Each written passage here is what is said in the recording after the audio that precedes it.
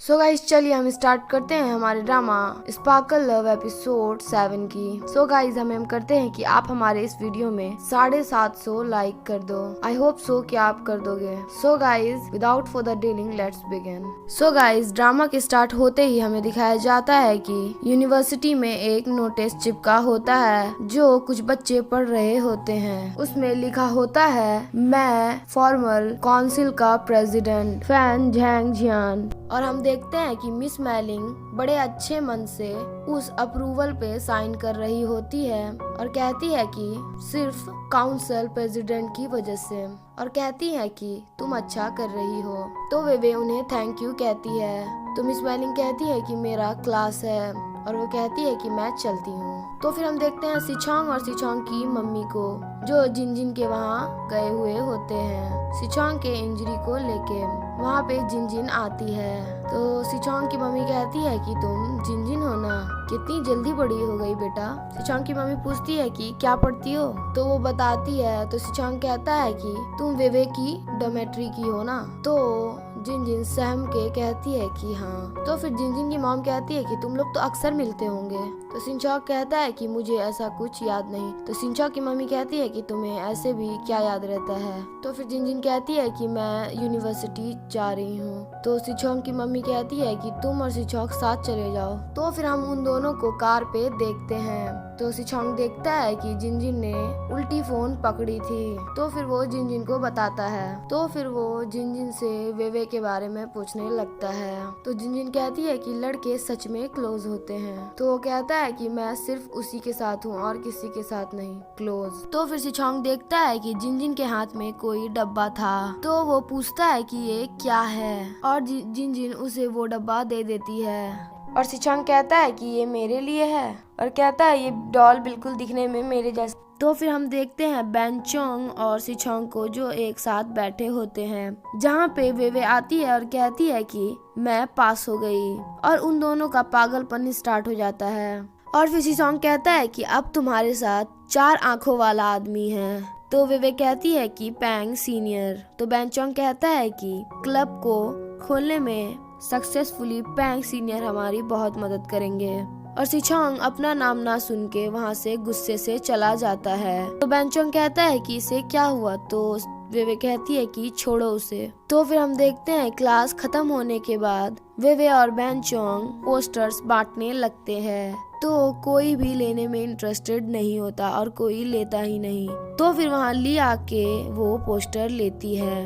तो बेनचोंग कहता है कि चलो हमने यहाँ ऑलमोस्ट बांट दिया है, अब बाहर चलते हैं। तो वो दोनों बाहर बांटने लगते हैं और वो लोग कई लोगों को बांटते हैं बट कोई लेता नहीं और सारे जाने लगते हैं। तब वहाँ पे पैंग आता है और एक पोस्टर वो भी मांगता है और वो वहाँ से चला जाता है और वो सब सिचोंग चुपके से देख रहा होता है। तो फिर वो दोनों पार्टनर्स बांटने लगते हैं बट कोई भी नहीं लेता। तो सिचोंग वहाँ आता है और कहता है तुमने मेरे एक भी मैसेजेस का रिप्लाई क्यों नहीं किया। वो कहती है मेरी क्लास बहुत बिजी थी। और फिर वो उससे सारे पोस्टर्स लेता है और वो पिकाचू की हेड पहन के सारे बांट देता है। और फिर हम उन तीनों को देखते हैं जहाँ पे बेनचोंग बहुत ही ज्यादा खुश हो रहा था।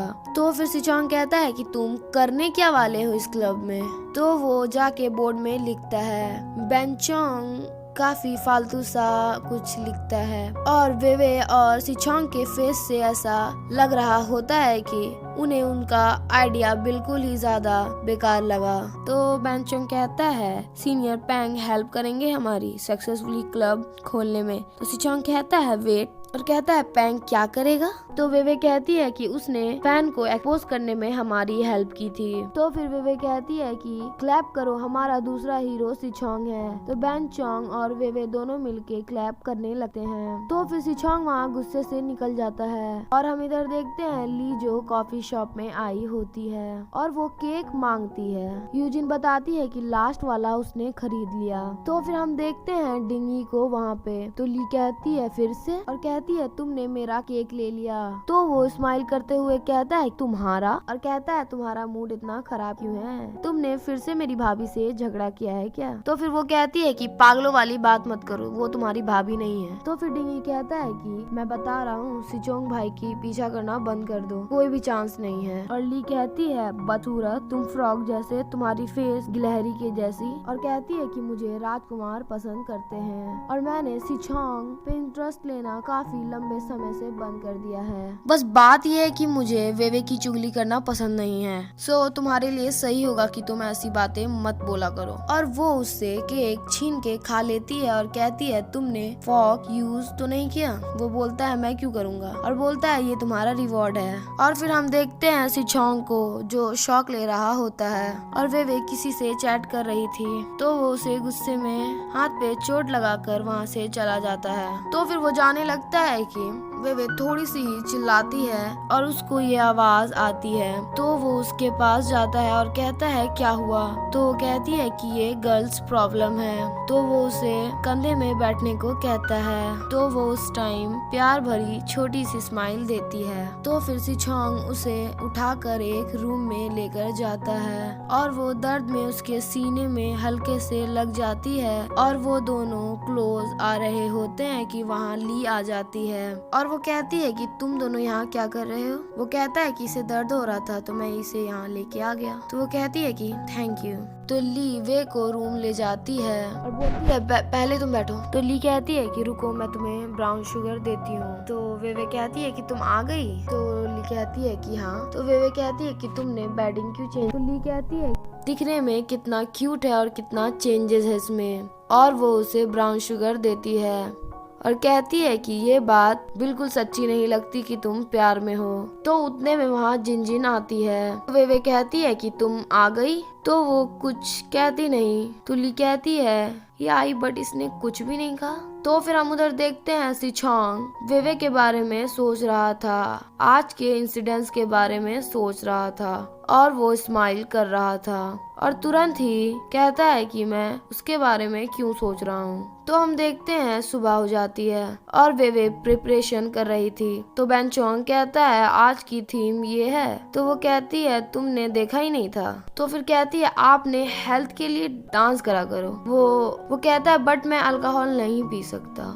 तो वहाँ से सिचोंग आता है, कहता है कि मैं तुम लोगों की हेल्प करने आया हूँ। और बेनचोंग वे को इधर कहता है कि अल्कोहल सेहत के लिए हानिकारक है और ये बात वो सुनती नहीं और वो बहाना बना के डेकोरेट करने चली जाती है। तो बेनचोंग सिचोंग को अल्कोहल पीने को कहता है बट वो पीता नहीं और वो चला जाता है। इधर वे डेकोरेशन कर रही होती है बट वो ऊपर उठ ही नहीं पा रही होती। तो सिचोंग उसके कमर को पकड़ के उसे उठा के नीचे कर देता है और खुद वो जाके वो स्टार को लगा देता है। तो वे कहती है कि थैंक यू।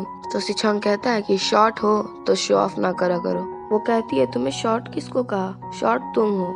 और फिर हम देखते हैं ली को जिसने डिंगी को सामान दे रखा था। तो वो कहता है कि मैंने ये क्यों ले रखा है। वो कहती है जैसा अभी प्रिंसेस का मूड हो रहा है होता है जैसे कि मैं। तो वो कहता है कि तुम झांग जी की बेटी का नाम जानती हो। वो पूछती है क्या नाम है। वो बताता है झिंगझिंग। झिंगझिंग का मतलब होता है गाइस उठना। और वो उसे साफ तरीके से उठने को कहता है ये प्रिंसेस वाली बात से। और इधर हम देखते हैं कि ये हेल्दी पार्टी चल रही होती है और वहाँ पे बेनचोंग अपना कमर्शियल देने लगता है और वो डिंगी को बुलाता है और ली बड़े मजे से देखती है। और इधर हम देखते हैं कि वे पैंग को थैंक यू बोलने आई होती है और वो लोग कुछ बात कर रहे होते हैं। तो पैंग वहाँ से चला जाता है और सिचोंग ये सारी बातें सुन रहा होता है और वे के पास आके उसका हाथ पकड़ के उसे लेकर चला जाता है। उसे लेकर जाता है और कहता है पैंग के साथ तुम्हारा क्या है, मेरे फेस में देख के मुझे आंसर दो।